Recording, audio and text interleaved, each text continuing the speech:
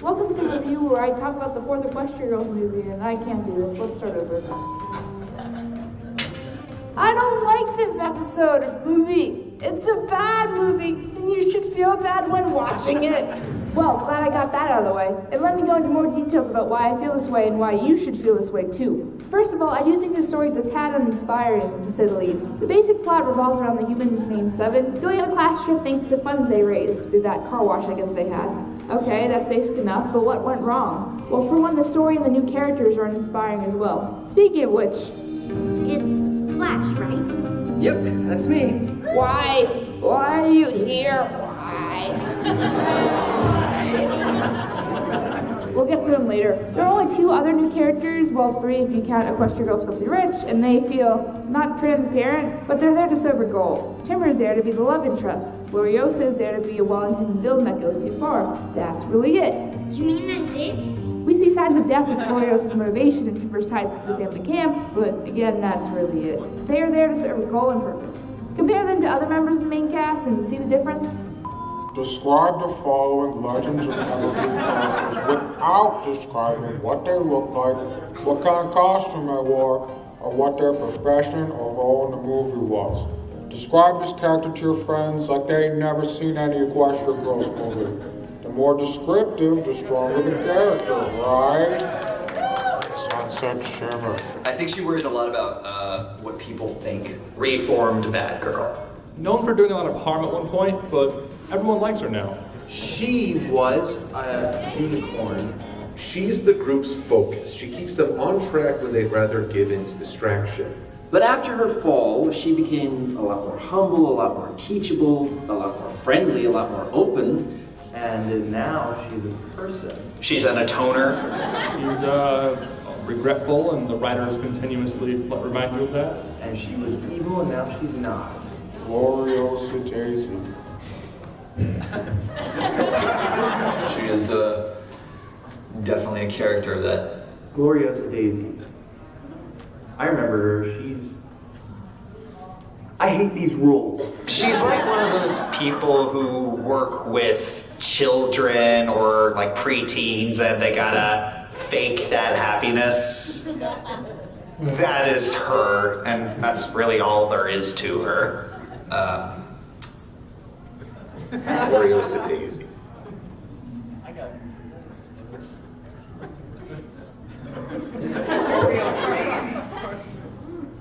Next, pass. Micromanagitis.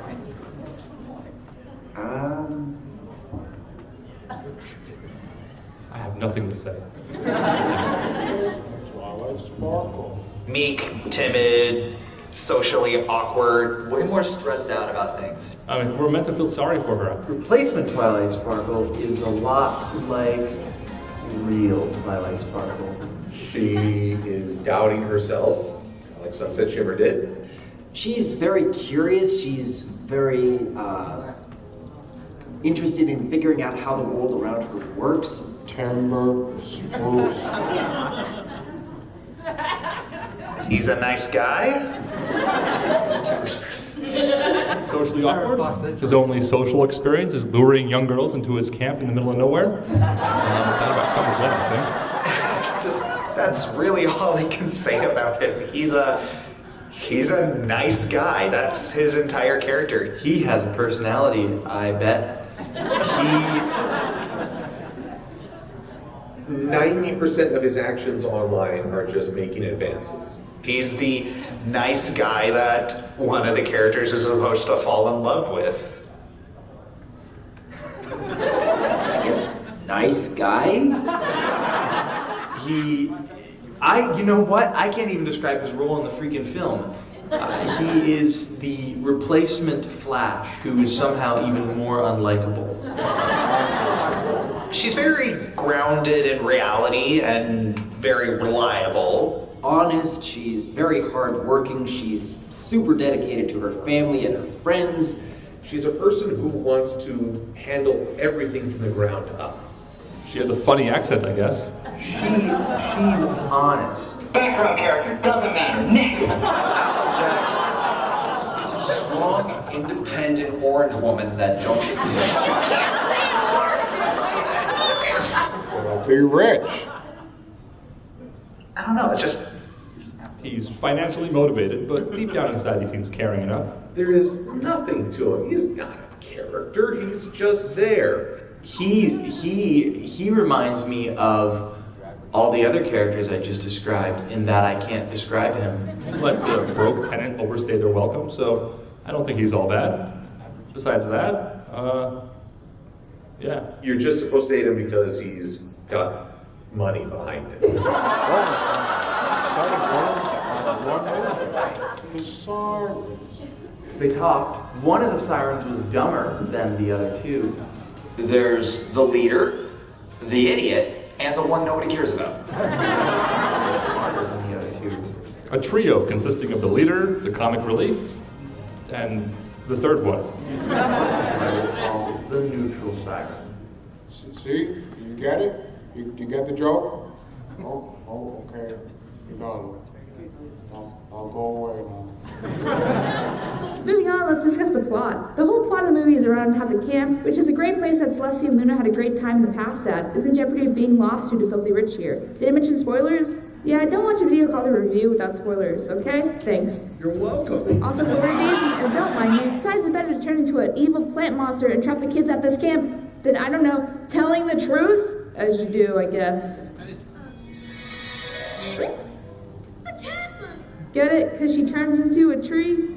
Never mind. That plan involves her turning into a giant plant monster to physically stop filthy or ignore the police from taking the camp. What?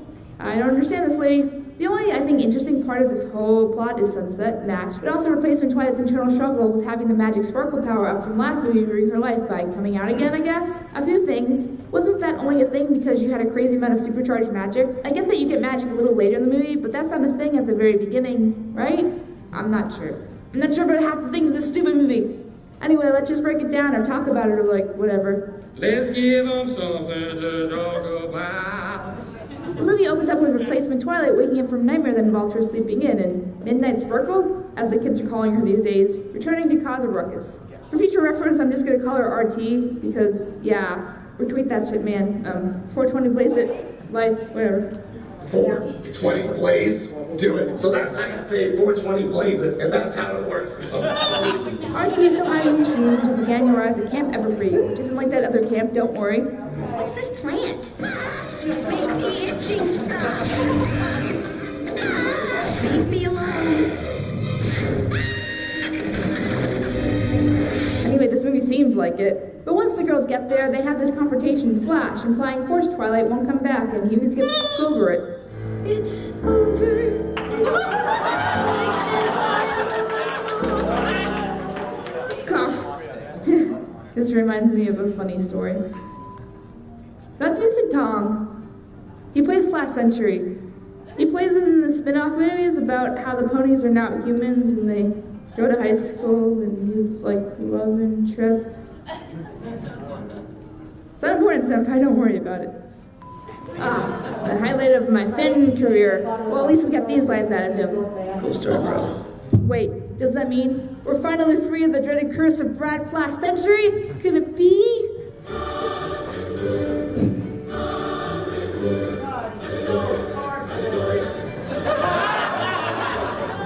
After that, we officially meet our new characters. Gloriosa Daisy, the camp's director, and her older brother, Brad 2.0. I mean, Tinder Spruce. Ugh. Think of me as that awesome who should always be invited to fun things. We're off to a great start. It's not true, send help. Anyway, we get the setup and the implication that Gloriosa is trying a little bit too hard to make everyone happy. Also, oh god, really? Anyone else picking up on a little tension between Gloriosa and her brother? They're not the only one with tension, hey-o.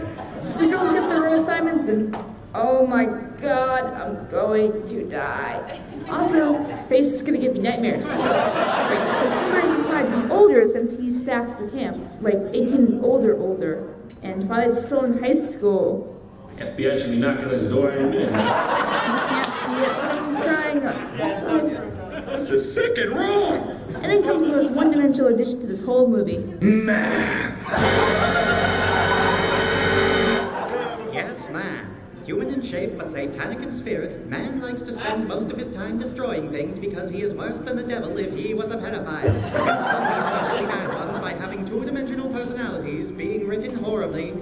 having a chin size that even Bruce Campbell would be jealous of. They kidnapped animals, burned down rainforests, and probably slept with your mother. If you should see them anywhere in your neighborhood, please make a pretentious animated feature with confused morals and no sympathetic three-dimensional villains. Man, if there's anything worse, it's not human.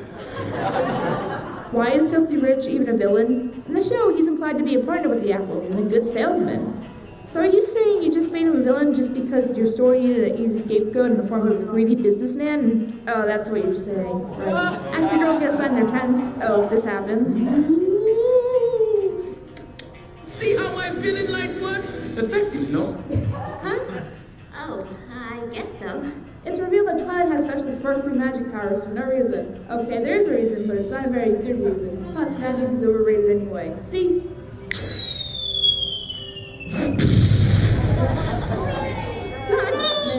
So the girls end up going to the dock and end up deciding that rebuilding the dock is what they want to contribute to the camp. So after the preparations of the dock are underway, we have our lovebirds on screen again. You can tell how thrilled I am by the sound of my voice. You're so thrilled. I'm so thrilled.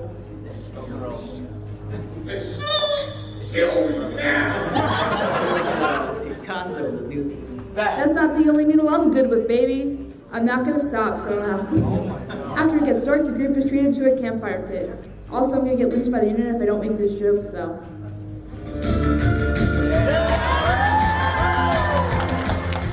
Anyway, Timber apparently has a story. You might as well hug a friend now. That's how scary it is. If it's as scary as your dialogue, I think we'll be good. Timber tells the story of Guy Everfree. Inspired, he threatened his great-grandparents by warning them that the land that they were using for the camp couldn't be theirs forever. Everyone was scared, but please, you guys are teenagers. I assume you'd be more afraid of, like, STDs or something. And then the woodpeckers came. RT in the campfire stories have been reassuring doubts about Midnight coming back. She even sings a song about it. You see, he lives in you. And are you kidding? It's time to stop pretending! After that mess, the gang goes rock climbing. And then more superpowers happen. Oh, also, Tweets don't make sense anymore. so after Men 7 get all their powers, Sunset be like, superpowers ain't all that bad, yo. And I agree, I guess. I'm still kind of confused about all this, and let's just talk about this whole marketing ploy. I mean, development of the main 7 getting superpowers. First of all, I think we already went there. Second, and I do mean second, one of my grievances with this movie is how the girls actually get superpowers. Yeah, they do get superpowers, and they're like permanent. In context, we don't get any reason exactly why this happened, except for an implied fluke. I mean, first of all, the girls don't wonder what's up. Sure, they think it's cool, but if I got superpowers randomly, I'd be, freaking out a little bit more, thank you.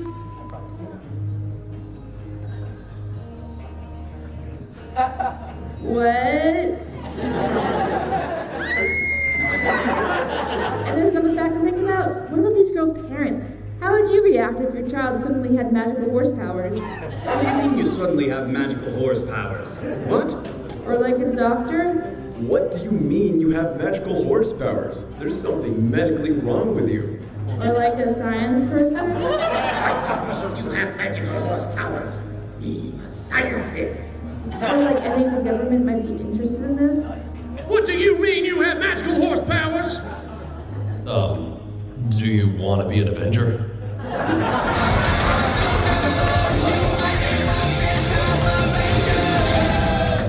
This whole superpowers thing just seems like a cheap way for the girls to have their ears and wings and whatever they want, regardless of whether horse Twilight is there. And if you tell me they tried to science it that one time, that was Sunset, not a professional scientist. Thank you. Ugh. So anyway, RT attempts to run away due to all the stuff that's been happening and her feeling guilty about it. Suspicious thing number 23. Sunset convinces RT to stay and explains that it's not her fault and we get it, but Kimber just has an axe. Flash ain't looking so bad anymore. And oh, come on! No more! Also, this kid's face is just made of memes. After Timber complains about Gloriosa, Sherlock Sunset over here suspects him and went to a song about embracing the magic inside you or whatever. And I feel like this concept is silly, and the song, though nicely sung, has a let's sing about magic yet again feel to it, and stinks like yesterday's garbage. You tried, guys. So Sunset then overhears the conversation about yelling in stories between Timber and Gloriosa, which confirms her suspicions about Timber, and then we meet Flash, who thanks her for her advice and wait a minute. Look, maybe you and me, we could start over as friends. Oh God! Sunset ends up calling Timber, and one phone call later, and oh no, the bad guy is someone different, but still one of 3 new characters that was introduced in this new movie? I never saw that coming. What a twist! Also understands super magical powers that Filthy Rich here within the position by the king. So the wise Gloriosa, using her new magical plant powers, does things like make the current campers who I assume already paid for their trip have a good time. Does that raise return customers or something? Didn't Celestia and Luna already say how great of a time they had at the camp? Why would that be a problem? I'm so confused. And now she's going to use her magical powers to physically keep out Filthy Rich and the current campers? And this totally makes sense. At least some of the effects are cool, I guess. This movie's stupid. Despite some attempts to free the campers, it looks like the convenient new superpower is the only thing that's going to save the day. At first, Sunset be like, there's no midnight sparkle, you got this, RT. And then be like, oh, there is, but you can still do it! Like, you physically see the horn thing start to appear. And what happens if Sunset was He just seems to be like, ringing, no pun intended, so I'm losing brain power trying to think about this. And then RT's an alicorn? What? How the f*** is she an alicorn? She hasn't mastered friendship. The only thing she's mastered is being a punk chaff this movie. Wait, you guys want to sell toys? Right.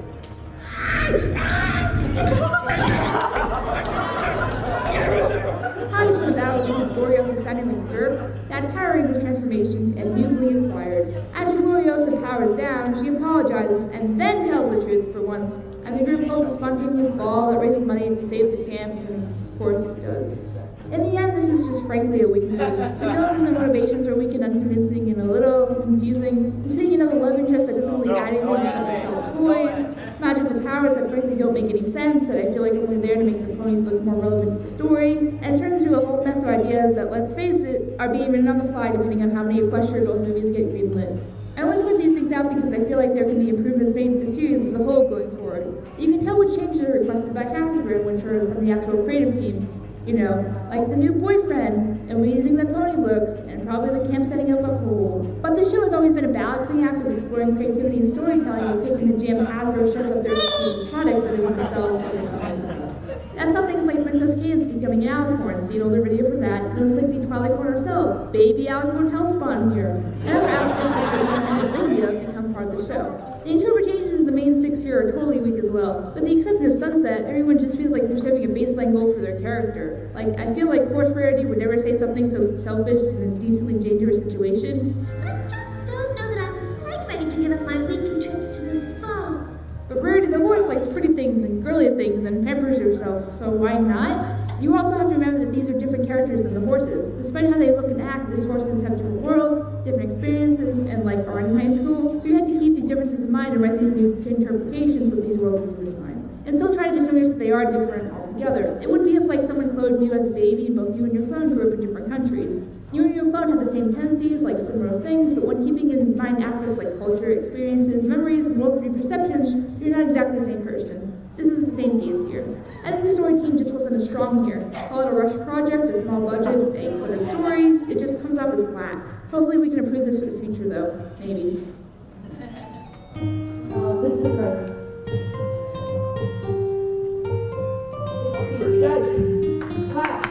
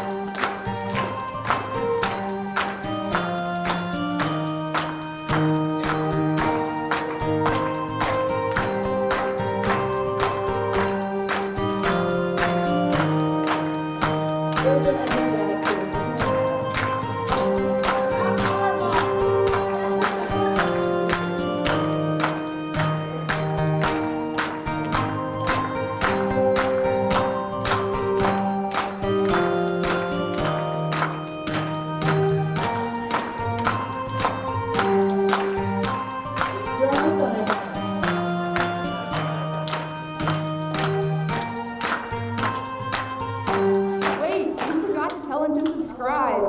Okay, that's better.